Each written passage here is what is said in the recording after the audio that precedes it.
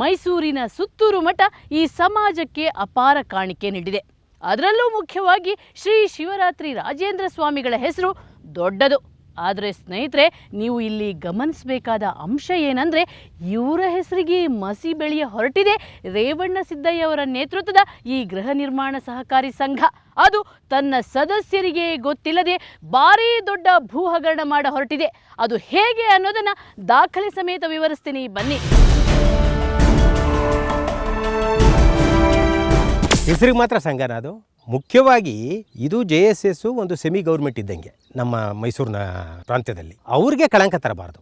ಈ ವರದಿನಲ್ಲಿ ಅವರು ಮುಖಪುಟದಲ್ಲಿ doctor Shivaratri Rajendra ಮಹಾಸ್ವಾಮಿಗಳವರ photo ಹಾಕ್ಕೊಂಡಿದ್ದಾರೆ. ಅದರಿಂದ ಜನಗಳಿಗೆ ಏನು ಕಲ್ಪನೆ ಬರುತ್ತೆ, ಅವರ ಒಂದು ಮಹಾಪುರುಷರ ಒಂದು ಇದರಲ್ಲಿ ಆಗ್ತಾ ಇದೆ, ಅದರಿಂದ ನಾವು ಕೊಟ್ಟರು ನಮಗೆ ದಕ್ಕುತ್ತೆ ಅಂತಕ್ಕಂಥ ಒಂದು ಇದ್ರ ಮೇಲೆ ನಂಬಿಕೆಯಿಂದ ಜನ ಕಟ್ಟಿದ್ದಾರೆ. ಆದರೆ ಆ ಹೆಸರಿಟ್ಕೊಂಡು ಇವರು ಆಡಳಿತ ಮಂಡಳಿ ಏನಿದೆ ಅದನ್ನು ದುರುಪಯೋಗಪಡಿಸ್ಕೊಂಡಿದೆ. ಅವರ ಆಶೀರ್ವಾದ ಇದೆ ಅಷ್ಟೇ, ನೀವು ಮಾಡಿಯಪ್ಪ ಅಂತ ಅವ್ರು ಹೇಳಿದ್ದಾರೆ ಅಷ್ಟೇ ಹೊರತು ಅವರಿಗೆ ನಾವು ಮಸಿ ಬೆಳಿಬಾರ್ದು. ಅವರು ಒಂದು ಒಳ್ಳೆ ಕೆಲಸಗಳನ್ನು ಮಾಡ್ತಾಯಿದ್ದಾರೆ, ಒಂದು ಎಜುಕೇಷನ್ ಇನ್ಸ್ಟಿಟ್ಯೂಷನ್ ಮಾಡ್ತಾಯಿದ್ದಾರೆ, ಹಾಸ್ಪಿಟ್ಲ್ ಮಾಡ್ತಾಯಿದ್ದಾರೆ, ಎಲ್ಲ ಒಂದು ಒಳ್ಳೆ ಕೆಲಸಗಳನ್ನು ಮಾಡ್ತಾಯಿದ್ದಾರೆ. ಬಟ್ ಅವ್ರ ಹೆಸರನ್ನ ನಾವು ಉಪಯೋಗಿಸ್ಕೊಂಡು ಅದನ್ನು ದುರುಪಯೋಗಪಡಿಸ್ಕೋಬಾರ್ದು. ಇಲ್ಲಿ ಆಗ್ತಾ ಇರೋದೇನು ಅಂದರೆ, ಈಗ ಆಡಳಿತ ಮಂಡಳಿ ಏನಿದೆ ಅವ್ರ ಹೆಸರನ್ನ ಉಪಯೋಗಿಸ್ಕೊಂಡು ಸರಿಯಾದಂಥ ಕೆಲಸವನ್ನು ಮಾಡ್ತಾ ಇಲ್ಲ. ಹೌದು, ಇವರೆಲ್ಲ ಸುತ್ತೂರು ಮಠದ ಸ್ವಾಮೀಜಿಗಳ ಹೆಸರು ನೋಡಿ ತಮ್ಮ ಜೀವಮಾನದ ಸಂಪಾದನೆಯನ್ನೆಲ್ಲ ತಂದು ಇಲ್ಲಿ ಸುರಿದಿದ್ದಾರೆ. ಆದರೆ ಇವರ ನಂಬಿಕೆಗೆ ಕೊಡಲಿ ಏಟು ಕೊಡುವಂತಹ ಕೆಲಸವನ್ನು JSS ಪ್ರಸಾದ ನಿಲಯಗಳ ಹಿರಿಯ ವಿದ್ಯಾರ್ಥಿಗಳ ಗೃಹ ನಿರ್ಮಾಣ ಸಂಘ ಮಾಡಿದೆ. ರೂಲ್ಸ್ ಬ್ರೇಕ್ 4, ಅನುಮತಿ ಇಲ್ಲದೆ ಭೂಮಿ ಖರೀದಿ.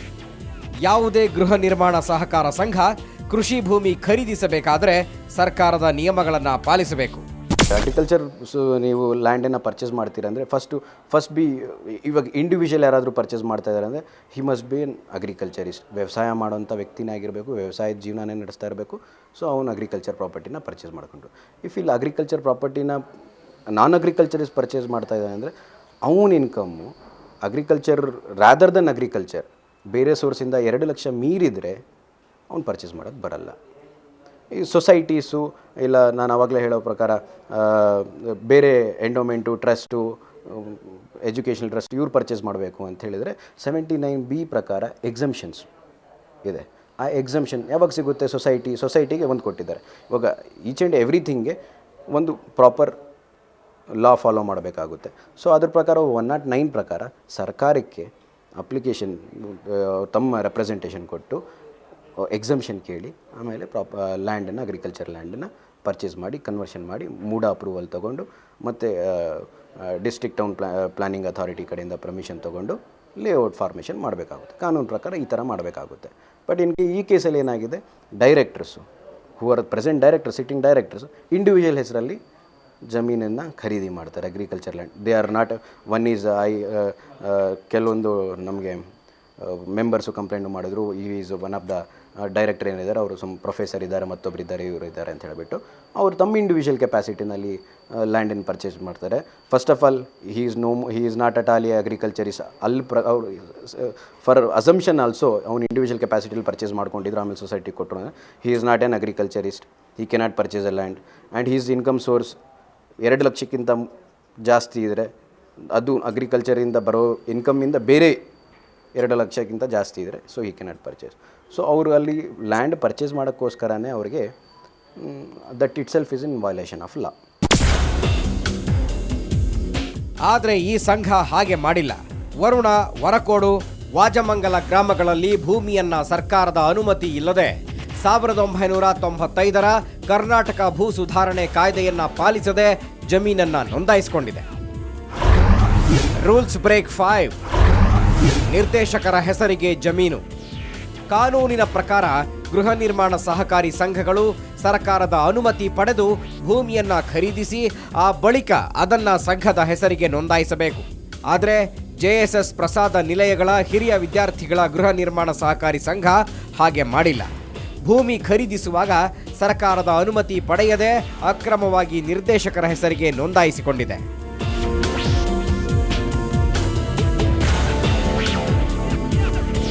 ಈ ಸೊಸೈಟಿ ಏನೇ ಜಮೀನು ಖರೀದಿ ಮಾಡಬೇಕಾದ್ರೂ ಸರ್ಕಾರದ ಅನುಮತಿಯೊಂದಿಗೆ ಖರೀದಿ ಮಾಡಬೇಕಾಗಿತ್ತು. ಅಂದರೆ ಕರ್ನಾಟಕ ಭೂ ಸುಧಾರಣಾ ಕಾಯ್ದೆ ಅಡ್ಡಿ ಬರುತ್ತೆ.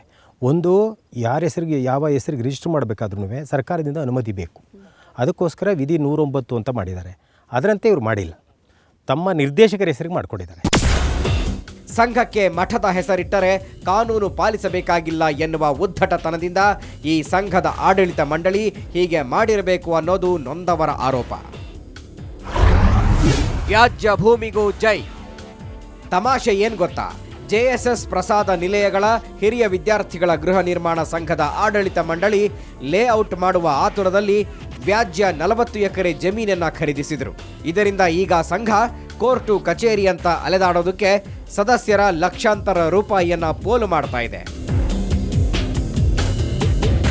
ಕೆಲವು ಡಿಸ್ಪ್ಯೂಟೆಡ್ ಲ್ಯಾಂಡ್ನು ನೋಡ್ದೇನೆ ತಕರಾರು ವ್ಯಾಜ್ಯ ನ್ಯಾಯಾಲಯದಲ್ಲಿ ಇರ್ತಕ್ಕಂಥ ಭೂಮಿನೂ ಸಹ ಇವರು ಸುಮಾರು ಒಂದು 30-40 ಎಕರೆಯಷ್ಟು ಇವರು ನಿರ್ದೇಶಕರ ಹೆಸರುಗಳಿಗೆ ಮಾಡಿಸಿದ್ರು. ಆ ಗೋಜಲ್ನಲ್ಲಿ ಇನ್ನೂ ಸಹ ನ್ಯಾಯಾಲಯದಲ್ಲಿ ಆ ಪ್ರಕರಣಗಳು ಬಾಕಿ ಉಳಿದಿವೆ, ಇನ್ನೂ ಸಹ ಇವರಿಗೆ ಬಗೆಹರಿದಿಲ್ಲ. ಇವ್ರ ಹೆಸರಿಗೆ 135 ಎಕರೆ ಅಂತ ಹೇಳ್ತಾರೆ ಹೊರತು ಆ 40 ಎಕರೆ ಇವ್ರ ಸ್ವಾಧೀನಕ್ಕೆ ಬಂದಿಲ್ಲ, ಅದೆಲ್ಲ ತಕರಾರು ಇರ್ತಕ್ಕಂಥದ್ದು. Rules break 6. ಭೂ ಪರಿವರ್ತನೆಯೂ ಮಾಡಿಲ್ಲ. ನಿಯಮದ ಪ್ರಕಾರ ಸರ್ಕಾರ ಪೂರ್ವಾನುಮತಿಯೊಂದಿಗೆ ಖರೀದಿಸಿದ ಭೂಮಿಯನ್ನ ನೋಂದಾಯಿಸಿ ಗೃಹ ನಿರ್ಮಾಣ ಸಹಕಾರಿ ಸಂಘಗಳು ಭೂ ಪರಿವರ್ತನೆ, ಭೂ ಬದಲಾವಣೆ ಮಾಡಲೇಬೇಕು.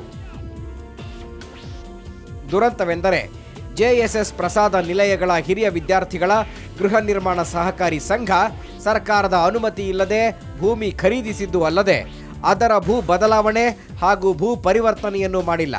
ಅಲ್ಲದೆ ಅದನ್ನು ಅಕ್ರಮವಾಗಿ ಆತುರಾತುರವಾಗಿ ಭೂಮಿಯನ್ನು ನಿರ್ದೇಶಕರ ಹೆಸರಿಗೆ ನೋಂದಾಯಿಸಿದೆ. ಏನು ಕಾನೂನುಬದ್ಧವಾಗಿ ಮಾಡಬೇಕು, ಕರ್ನಾಟಕ ಭೂ ಸುಧಾರಣೆ ಕಾಯ್ದೆ ಏನು ವಿಧಿ ಅನುಸರಿಸಿದೆ, ಬೇರೆ ಗೃಹ ನಿರ್ಮಾಣ ಸಂಘಗಳು ಏನು ಮಾಡಿದೆ ಅದರಂತೆ ಮಾಡ್ದೇನೆ ಅದರ ಅವಶ್ಯಕತೆ ನಮಗಿಲ್ಲ, ಇದು ಬಿಯಾಂಡ್ ದಿ ಮೂಡಾ ಲಿಮಿಟ್ಸ್ ಇದೆ ಅಂತಂತೇಳಿ ಹೇಳ್ಕೊಂಡು ಬಂದರು. ತದನಂತರದಲ್ಲಿ ಸುಮಾರು ವರ್ಷಗಳಲ್ಲಿ ಆ ವಿಧಿ ಪ್ರಕಾರ ನಾವು ಅನುಮತಿ ತಗೋಬೇಕು ಅಂತಂತೇಳಿ ಹೇಳ್ಕೊತಾನೆ ಬಂದರು. ಆದರೂ ಸಹ ಸರ್ಕಾರದಿಂದ ಅನುಮತಿ ಪಡೀಲಿಲ್ಲ.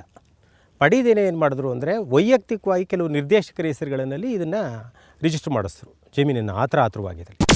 ಈ ರೀತಿ ನಿರ್ದೇಶಕರ ಹೆಸರಿಗೆ ಜಮೀನನ್ನು ಖರೀದಿಸಿದ್ದರಿಂದ ನಿವೇಶನದಾರರಿಗೆ ಸಂಘ ಮಂಜೂರಾತಿ, ಸ್ವಾಧೀನ ಹಾಗೂ ಹಕ್ಕುಪತ್ರ ಕೊಡುತ್ತಾ ಅಥವಾ ಇವನ್ನ ನಿರ್ದೇಶಕರಿಂದ ಪಡೆಯಬೇಕಾ ಎನ್ನುವ ಪ್ರಶ್ನೆ ಪ್ರತಿಯೊಬ್ಬರನ್ನು ಕಾಡುತ್ತಿದೆ. ಇದಕ್ಕೆಲ್ಲ ಕಾನೂನಿನಲ್ಲಿ ಅವಕಾಶ ಇದೆಯಾ ಅನ್ನೋದನ್ನ ಕಾನೂನು ಪರಿಪಾಲಕರಾಗಿದ್ದ ಸಂಘದ ಅಧ್ಯಕ್ಷರಾಗಿರುವ ರೇವಣ್ಣಸಿದ್ದಯ್ಯ ಉತ್ತರ ಕೊಡಲೇಬೇಕು. ನಿಮ್ಗೊಂದು ಸಂಗತಿ ಗೊತ್ತಾ, ಈ ಸಂಘದಲ್ಲಿರುವವರು ಹೆಚ್ಚಿನವರು ವಿದ್ಯಾವಂತರು ಮತ್ತು ನಿವೃತ್ತ ಅಧಿಕಾರಿಗಳು. ಆದರೆ ಇವ್ರಿಗೆ ಯಾಕೆ ಗೊತ್ತಾಗ್ಲಿಲ್ಲ ಈ ಸಂಘದಲ್ಲಿ ನಡೀತಿರುವಂಥ ಅಕ್ರಮ? ಇವರೇನು ಸ್ವಾಮೀಜಿಗಳ ಮುಖ ನೋಡಿ ನಂಬಿದ್ರ ಅಥವಾ ರೇವಣ್ಣಸಿದ್ದಯ್ಯ ಅವರ ವಿಶ್ವಾಸದ ಮೇಲೆ ನಂಬಿಕೆ ಇಟ್ರ? ಇದು ನಿಮಗೆ ಗೊತ್ತಾಗಬೇಕಾದ ವಿಚಾರ. ಡೈರೆಕ್ಟರ್ಸು, ಯಾವುದೇ ಡೈರೆಕ್ಟರ್ ಆಗಲಿ ತನ್ನ ಹೆಸರಲ್ಲಿ ಸೊಸೈಟಿಗೆ ಬೆನಿಫಿಷಿಯಲ್ಗಾಗಲಿ ಅಥವಾ ಸೊಸೈಟಿ ಟ್ರಾನ್ಸಾಕ್ಷನ್ ಆಗಲಿ ಬಿಸ್ನೆಸ್ ಆಗಲಿ ಬೀಯಿಂಗ್ ಎ ಡೈರೆಕ್ಟರ್ ಕಾನೂನು ಪ್ರಕಾರ ಅವ್ರು ಮಾಡೋಂಗಿಲ್ಲ.